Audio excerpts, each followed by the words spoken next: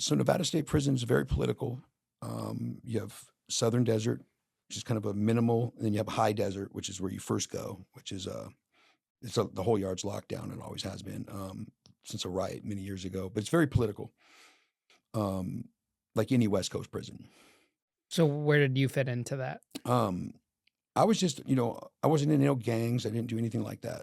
I just basically, if it was time to go to the yard and put our boots on, I'm going to do it.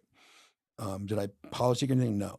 Did I go do my mandatory workouts every day? Yes. What do you mean by mandatory Like workout? every day, if you have to go out like during yard and do like burpees, like 100 burpees or whatever it's going to be. Like that's just what you have to do to stay in shape. That's what the white guys would do? Yeah, the white guys. It would be like if you were under 50 years old or something, that's your mandatory workouts you got to go do every day. So it like makes you, um, keeps everybody strong in case something would happen and shit goes down. So, What if you didn't do that workout?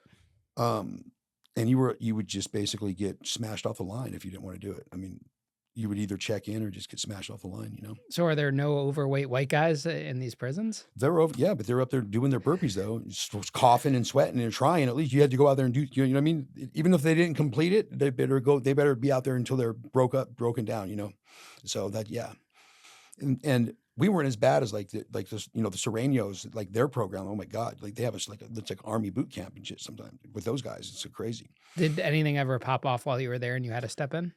No, no, my whole career, I got lucky enough to where I didn't never like, there's never like a huge riot to where I had to like, do that or show face, thank God. And I never had one wreck either. I did my time. I did what I'm supposed to do. You know what I mean? Kind of stayed out the way and read a lot. And mandatory yard, I'd go out there and just whatever, play the game. But So how do you feel when people say that you white guys always have to kind of click up on the West Coast?